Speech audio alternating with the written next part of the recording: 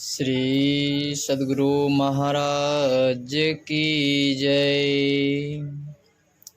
परम आराध्य गुरुदेव का प्रवचन महर्षि में ही सत्संग सुधा सागर से प्रवचन संख्या 200। जीव किसको कहते हैं? धर्म अनुरागनी प्यारी जनता, इस संसार को देखकर स्वाभाविक ही प्रश्न होता है कि सबसे पहले का कौन पदार्थ है। यहाँ हम देखते हैं कि एक के बाद दूसरा पदार्थ है। जैसे पहले पृथ्वी, फिर पृथ्वी को ऊपर रहने वाले पदार्थ, इससे आगे बढ़ने पर मालूम होता है कि इससे भी पहले सूर्य बना। बिना सूर्य के पृथ्वी बन नहीं सकती। यह स्थूल पृथ्वी है, स्थूल बिना सूक्ष्म के नहीं बन सकता। आपके शहर में बड़े बड़े मकान हैं, इतना बड़ा ताजमहल पहले मन में नक्शा बनाए बिना बाहर में बन नहीं सकता। इतना बड़ा ताजमहल पहले मन में नक्शा बनाए बिना बाहर में बन सकता था? उन दिनों में भी बड़े बड़े कारीगर थे। महल बनवाने वाले के कहने के अनुकूल मन में नक्शा बनाया होगा, वह कागज पर नक्शा बनाया होगा, अथवा छोटा सा मिट्टी का व पत्थर का बनाया होगा। मन में बने बिना बाहर में नहीं बन सकता। बिना कारण के कार्य नहीं होता। कारण होना चाहिए, अर्थात बीज होना चाहिए, फिर सूक्ष्म होना चाहिए और तब स्थूल। यह सूर्य और सूर्य के ऊपर जो कुछ भी दूरबीन से देखते जाएं, सभी स्थूल है। इसलिए स्थूल, सूक्ष्म और कारण मानना पड़ता है। कारण एक ही नहीं है, इसलिए कारण के खाने को महाकारण कहते हैं। महाकारण किसको कहते हैं? इसमें 3 गुण है, रज, सत और तम। इन तीनों के काम संसार के प्रत्येक पदार्थ में होते हैं। इससे पता चलता है कि ये बिल्कुल के बिल्कुल एक ऐसे मसाले से बने हैं कि जिसमें तीनों गुण मिले हैं। मूल में ऐसा एक मसाला मानना पड़ता है जिसको त्रैगुणात्मिका साम्यावस्था धारणी मूल प्रकृति कहते हैं। रज, सत, तम, ये तीनों गुण उसमें सम रूप से रहते हैं।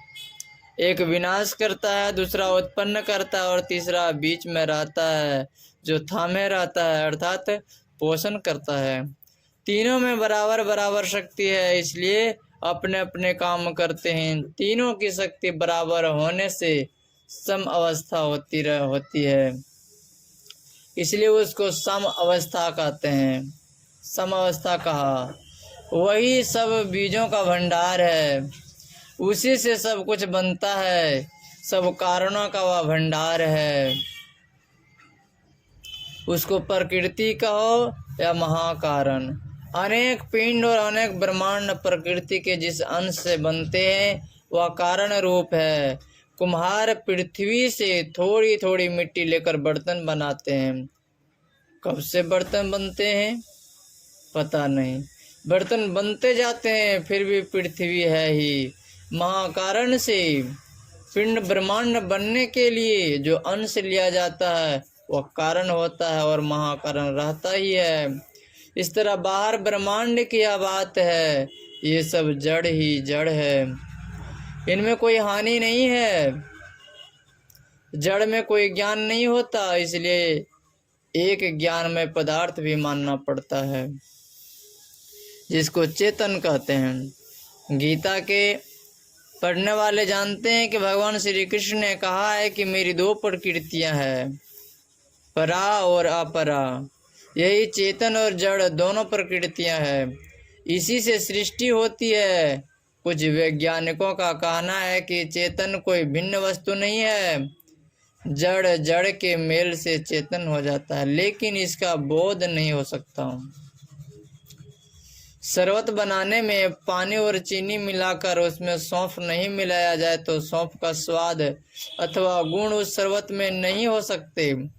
इसी तरह जिस मिक्सर औषधि में जो दवा नहीं मिलाई जाए उस दवा का गुण उस मिक्सर औषधि में नहीं हो सकता।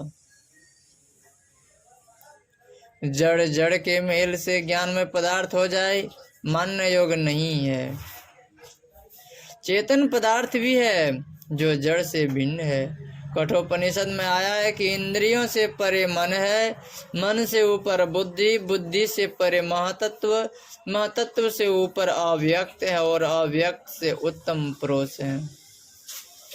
इंद्रियभ्यः परम मनो मनस सत्वमतमं सत्वदधि महानात्मा महतो अव्यक्तमोत्तमम् अव्यक्तात्व परः पुरुषो व्यापको लिंग एव च अज्ञात्वा मुच्यते जंतुर्मृतत्व च गच्छन्ति।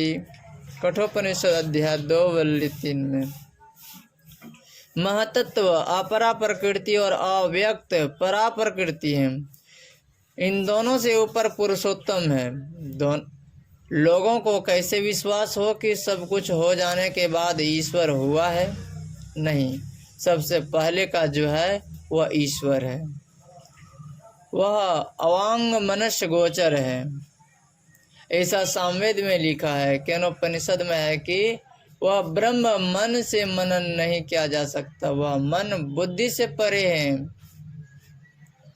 अनमनसा न मनोते न और मनोमतम तदे ब्रह्म तुम विद्य नेदम अधिदुमुपासते। श्री लक्ष्मण जी ने भगवान श्री राम से पूछा कि ब्रह्म क्या है, जीव क्या है, माया क्या है। श्री राम ने कहा, गोचर जहाँ लग मन जाई सो सब माया जान हो भाई। इस माया के पसार में जीव पड़ा हुआ है। जीव किसको कहते हैं? माया ईस न आप कहो जान कहे सो जीव बंध मोक्ष प्रद सर्व पर माया प्रेरक शिव। रात में सो गए, अपना शरीर, अपना घर, अपना मित्र सभी को भूल गए थे। जगने पर पहले अपने को जाना, फिर घर परिवार सबका ज्ञान हुआ। जिसको अपने का ज्ञान नहीं है उसको ईश्वर और माया का क्या ज्ञान होगा। ईश्वर किसको कहते हैं? जो सबको प्रेरण करता है, माया को अपने अधीन रखता है। सबके परे जो है वह ईश्वर है। ईश्वर स्वरूप का निरूपण मन बुद्धि से कर सकते हैं, लेकिन मन बुद्धि से पहचान नहीं सकते। ऋषि मुनियों ने कहा है कि अपने से जो जानो वह है ईश्वर। जैसे आँख से जो जानो वह रूप, कान से जो जानो वह शब्द। आँख से देखना और कान से सुनना जिसके द्वारा होता है उस आपे को पहचानो। हमारे यहाँ आसानी से कहा जाता है कि राम ईश्वर है, शिव ईश्वर हैं, देवी ईश्वरी हैं आदि। लोग कहते हैं कि तब क्या ईश्वर अनेक हैं? अनेक ईश्वर कहते बनता नहीं। तब कहते हैं कि ईश्वर एक ही है और सब उनके अधीन है। श्री राम ने तप किया, शिव जी का दर्शन हुआ। शिव जी ने विराट रूप दिखाया। लक्ष्मण अचेत होकर गिर गए, श्री राम घुटने के बल बैठ गए। इस तरह शिव के उपासक शिव को विशेष बताते हैं। गोस्वामी तुलसीदास जी कहते हैं, सबको बराबर जानो, किसी को कम किसी को बेसी कहना ठीक नहीं। गोस्वामी तुलसीदास जी ने श्री राम की जैसी स्तुति की, शिव जी की भी स्तुति उसी तरह की। इन्होंने निर्भेद कर दिया, ईश्वर इसमें है उसमें नहीं, ऐसी बात नहीं। राम स्वरूप तुम्हार वचन गोचर बुद्धि पर अविगत कथे अपार नेति नेति नित निगम कह। बाबा नानक ने भी कहा है, अलख अपार अगम अगोचर नाति सुकाल न कर्मा जाति अजात्य जौने संभव नाति स्वभाव न भरमा। अगम का कर बुद्धि के ज्ञान से वह परे है, ऐसा बताया है जिसका वार पार नहीं। जो सर्वव्यापक हैं वह एक ही पदार्थ सब में रहता है, ना कोई बड़े हैं और ना कोई छोटे। शरीर भाव में जब जैसा मौका हुआ तो एक ने दूसरे को नमन किया, लेकिन सब में रहने वाला एक ही है, उसको बुद्धि से पहचान नहीं सकते। अपने से पहचानो, सर्वव्यापी होने से तुम्हारे शरीर में भी है वही अध्यात्म तत्व है। जो अपने द्वारा ज्ञातव्य है वही ईश्वर है। नौकर चाकर रूप आँख कान लेकर ईश्वर के पास चलो सो नहीं होगा। इन सबों को छोड़कर एक केवलता में जो प्रत्यक्ष होता है वह ईश्वर है। इसी के लिए संतों ने यत्न बताया है कि किस तरह तुम जाओगे, वही भक्ति है। अपने को शरीर इंद्रियों से छुड़ाकर अकेलेपन में लाओ। चेतन तत्व अंतःकरण से भिन्न हो जाए तो वह उसी योग्यता का होता है जिससे ईश्वर की पहचान कर सके। चाहिए कि साधन को जानकर भजन करें। बाहर की कोई चीज लेने की जरूरत नहीं, बाहर में सत्संग से विचार लेना चाहिए। किसी घर में कोई बैठा है और उससे वह बाहर निकलना चाहे तो पहले घर चलना होगा।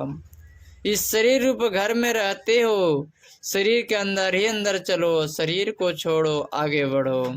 जहर खाने से केवल स्थूल शरीर छूटता है और शरीर रह जाते हैं। जैसे बीज के रहने से वृक्ष हो जाता है, उसी तरह सूक्ष्म आदि शरीर के रहने से फिर स्थूल शरीर बन जाता है। साधारण मृत्यु में सब शरीरों से छूटना नहीं होता है। सब शरीरों से छूटने का यत्न सद्गुरु से जानिए और उसका अभ्यास कीजिए, तब केवलता प्राप्त होगी और ईश्वर दर्शन होगा। श्री सद्गुरु महाराज की जय। यह प्रवचन उत्तर प्रदेश अंतर्गत आगरा शहर स्थित अशोक नगर में दिनांक 21/10/1963 ईस्वी को रात्रिकालीन सत्संग में हुआ था। श्री सद्गुरु महाराज की जय।